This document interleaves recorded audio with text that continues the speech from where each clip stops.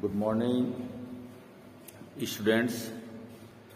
आज हम लोग जिस विषय पे चर्चा करेंगे वह मुस्लिम विधि का बड़ा ही महत्वपूर्ण विषय है, स्कूल्स ऑफ मुस्लिम लॉ। मुस्लिम विधि के अंतर्गत दो शाखाएं विकसित हुई मोहम्मद साहब के बाद, सुन्नी और शिया। जैसा कि आप सभी को विदित है कि मोहम्मद साहब इस्लाम धर्म के, चाहे वह विधि का विषय हो, इस्लामिक विधि का विषय हो, चाहे वह इस्लामिक प्रशासनिक व्यवस्था का विषय हो, इन दोनों विषयों के वह सर्वे सर्वा थे, सब कुछ थे। He was considered as the universally acclaimed head. He was absolute authority of law as well as the administration of the Muslim law. वह इस्लाम के चाहे वह विधि का विषय हो, चाहे वह प्रशासनिक विषय हो, दोनों विषयों में उनको एक संस्था के रूप में देखा जाता था और उनकी बातों को कानून, उनके आचरण को कानून और उनके निर्णयों को प्रशासनिक इस्लामिक व्यवस्था के तहत एक महत्वपूर्ण पदचिन्ह स्वीकार किया जाता था। लेकिन उनके देहावसान के उपरांत, उनके इंतकाल के बाद सबसे बड़ी समस्या यह उत्पन्न हुई कि उनका उत्तराधिकारी कौन। इस्लामिक कॉमनवेल्थ का विधिक लीगल हेड कौन होगा, विधि व्यवस्था का सर्वे सर्वा कौन होगा, प्रशासनिक व्यवस्था, प्रशासनिक इस्लामिक व्यवस्था का सर्वे सर्वा कौन होगा, इसको लेकर दो विचारधारा डेवलप हुई। मोहम्मद साहब के सबसे कम उम्र की जो बेगम थी, आयशा बेगम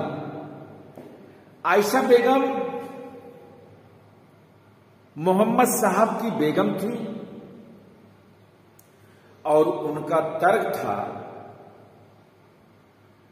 कि चुनाव के माध्यम से मोहम्मद साहब के उत्तराधिकार का निर्णय होना चाहिए।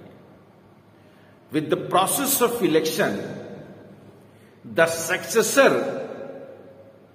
Of the prophet Muhammad, the successor of the Islamic Commonwealth should be decided. It was the contention of the Aisha Begum. यह उनका विचार था और उस दौर के बहुसंख्यक लोगों का भी यही मत था कि चुनाव के माध्यम से ही मोहम्मद साहब के उत्तराधिकार का चयन होना चाहिए। और ऐसा भी देखा गया और पाया गया कि मोहम्मद साहब अपने जीवन काल में भी ऐसे वक्तव्य या इस बात पर आशंका व तय कर चुके थे, आशंका व्यक्त कर दिए थे कि मेरे उपरांत मेरा उत्तराधिकारी चुनाव के माध्यम से ही होना चाहिए। ऐसा उनके जीवन काल में उनके द्वारा वक्तव्य दिया जा चुका है। इसको भी लेकर आयशा बेगम ने कहा कि यह इच्छा मोहम्मद साहब की भी थी कि उनके उत्तराधिकार का चयन चुनाव पद्धति के माध्यम से होना चाहिए।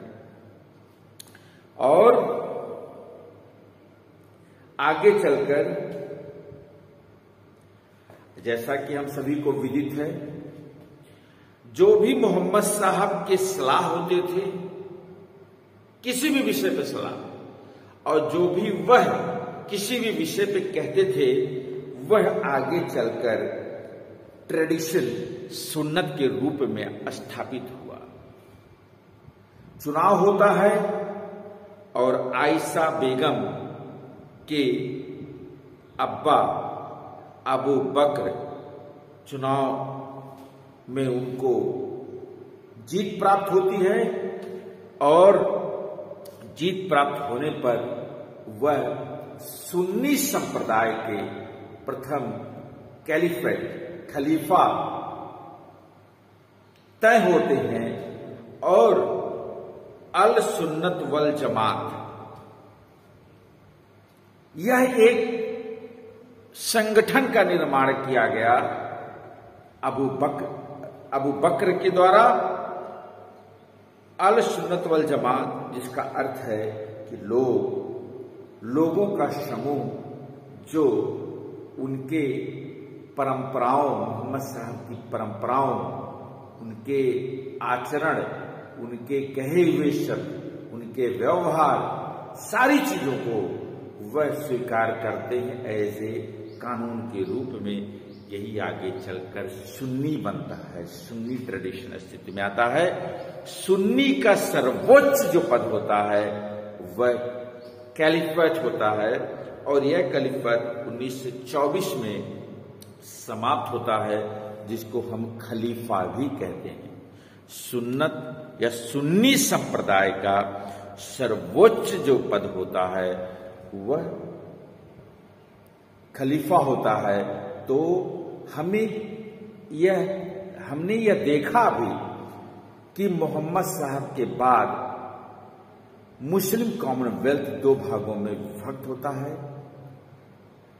एक उनकी सबसे कम उम्र की बेगम आयशा बेगम चुनाव पद्धति को बल देती हैं, चुनाव को स्वीकारती हैं, चुनाव के माध्यम से, और बहुसंख्यक लोग उस समय के चुनाव पद्धति को स्वीकारते हैं, उस पर अपनी सहमति, रजामंदी व्यक्त करते हैं, जिससे उनके पिता अर्थात अबू बकर पहले खलीफा सुन्नी के होते हैं, और इसी तरह सुन्नी संप्रदाय अस्तित्व में आए। ऐसा मेरा पूरा भरोसा है कि आप लोग इस बात को समझ गए होंगे कि after the prophet Muhammad how the two sects Sunni came into existence and the Shia. Shia कैसे अस्तित्व में आया? जो अल्पसंख्यक लोग थे, और खास तौर से उनकी बेटी फातिमा, उनका जो तर्क था, उनका तर्क यह था कि मोहम्मद साहब का उत्तराधिकारी उनके ही रक्त संबंध का कोई हो, उनके ही परिवार का कोई हो, और यह भी तर्क प्रस्तुत किया गया कि जो नोबिलिटी उनके ब्लड में है, उनके उत्तराधिकार में है, उत्तराधिकारी में है, वही सोच मोहम्मद साहब की विचारधारा, सपनों को वही लेकर आगे बढ़ सकता है। क्योंकि उनका मानना यह था कि जो रक्त संबंध है उसमें सिर्फ और सिर्फ वही गुण आ सकते हैं जो कि वंशानुगत क्रम से मोहम्मद साहब में हुआ करता था। तो उन्होंने ब्लड रिलेशन के आधार पर, किंडर्ड रिलेशन के आधार पर, हेरिडेटरी सक्सेसर के आधार पर उन्होंने इस पर बल दिया, और बल देते हुए उन्होंने कहा कि मोहम्मद साहब का उत्तराधिकारी ब्लड रिलेटिव होना चाहिए, उनके रक्त संबंध से होना चाहिए, और उनका ही लड़का son in law prophet, Fatima's husband, Fatima का जो पति था Ali, he was considered as the first imam. वह फर्स्ट इमाम बनता है, और शिया सेक्ट, शिया संप्रदाय अस्तित्व में आता है। शिया मीन्स फैक्शन। और आगे चलकर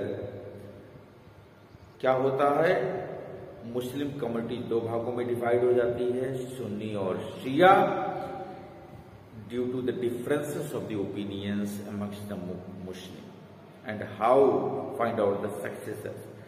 कैसे उत्तराधिकार आएंगे, इसमें दो विचारधारा, एक विचारधारा चुनाव पद्धति को स्वीकार करती है आयशा बेगम, जिसे अबू बकर आते हैं, और दूसरा रक्त संबंध के माध्यम से उत्तराधिकार का चयन, जिसका पक्ष उनकी ही बेटी फातिमा रखती हैं और उनका ही पति अली प्रथम इमाम होता है। इमाम जो होता है शिया कम्युनिटी का सर्वोच्च व्यक्ति होता है, चाहे वह विधि व्यवस्था का विषय हो, चाहे वह प्रशासनिक व्यवस्था का विषय हो। इस तरह शिया और सुन्नी अस्तित्व में आया, सुन्नी एंड शिया।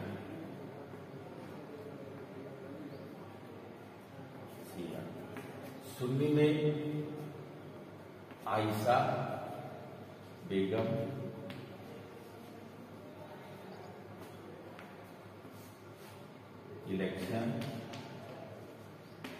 इलेक्शन को स्वीकार करती हैं, जिसे अबू बकर बीए किया, और फातिमा इनकी बेटी फातिमा, जिनका पति अली, ये ब्लड रिलेशन इस तरह से आगे चलकर सुन्नी चार भागों में डिवाइड हो जाता है, चार उप शाखाओं में विभक्त होता है। Number A, B, C, D. Hanafi Maliki,